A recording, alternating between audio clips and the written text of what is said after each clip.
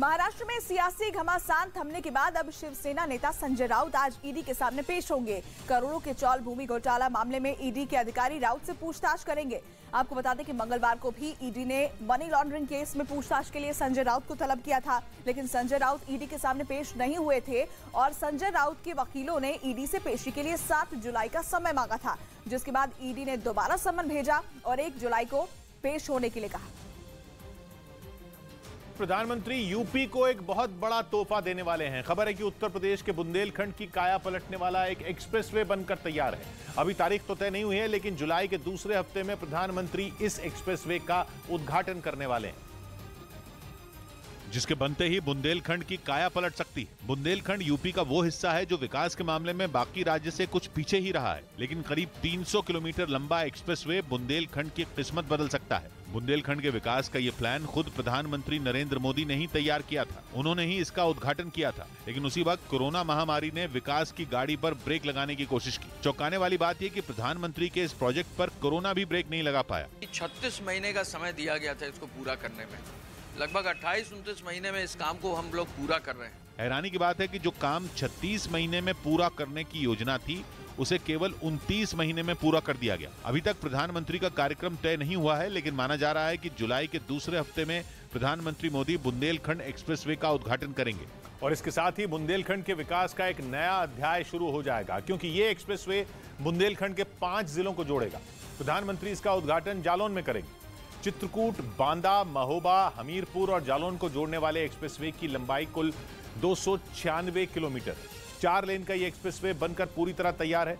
योजना है कि आगे इसमें 2 लेन और जोड़ी जा सकती है, लेकिन अहम यह है कि ये एक्सप्रेसवे चित्रकूट से शुरू होगा, जो मध्य प्रदेश की सीमा से लगता है, और खत्म होगा आगरा लखनऊ एक्सप्रेसवे पर, वही एक्सप्रेसवे जो बाद में यमुना एक्सप्रेसवे से मिलता है।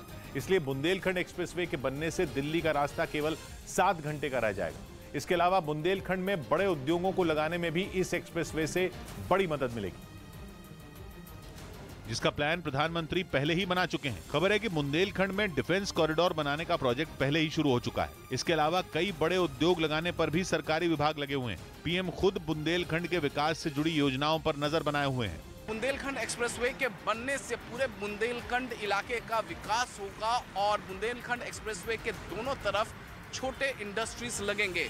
एक्सप्रेसवे के दोनों तरफ कुछ इंडस्ट्रियल कॉरिडोर लगाने के प्रोजेक्ट पर भी तेजी से काम हो रहा है। पीएम की कोशिश ये है कि बुंदेलखंड के लोगों को रोजगार के लिए बुंदेलखंड छोड़ने की जरूरत न पड़े। इसीलिए टेक्सटाइल, फूड प्रोसेसिंग, खिलौने और बिजली के उपकरणों से जुड़े कई उद्योगों के कॉरिडोर बनाने के प्लान पर काम किया जा रहा है। लेकिन ऐसी सभी योजनाओं के केंद्र में यही एक्सप्रेसवे होगा जो बुंदेलखंड की सूरत बदल सकता है।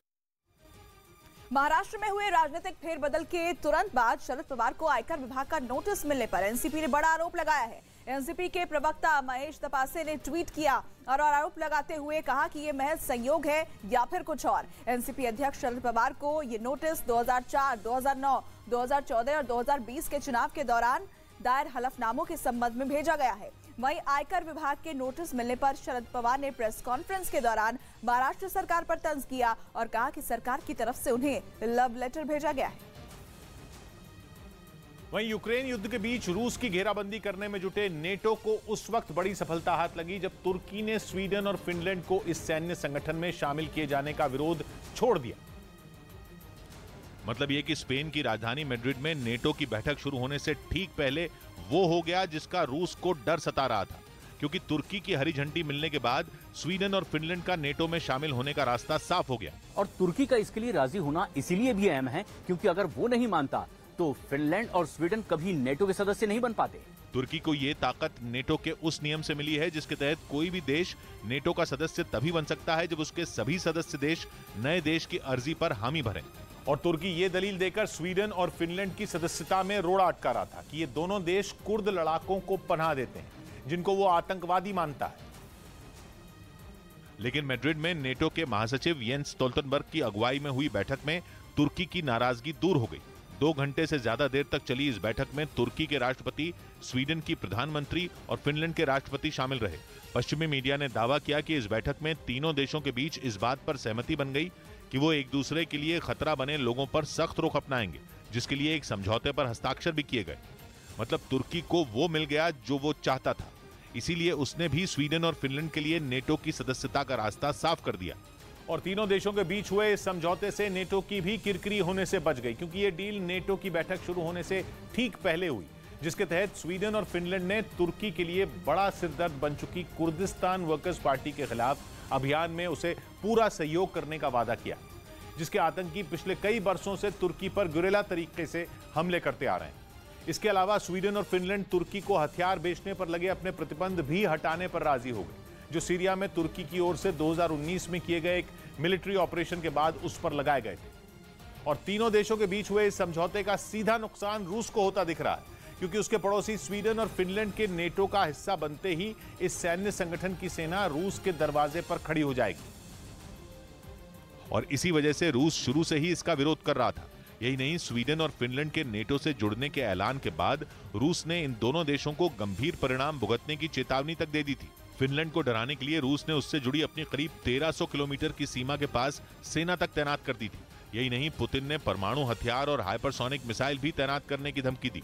लेकिन रूस की इन धमकियों के बावजूद फिनलैंड और स्वीडन नेटो में शामिल होने के अपने फैसले पर अड़े रहे। और अब उनकी सदस्यता का रास्ता साफ होने के बाद नेटो के लिए उत्तर यूरोप में रूस की घेराबंदी करना आसान हो जाएगा।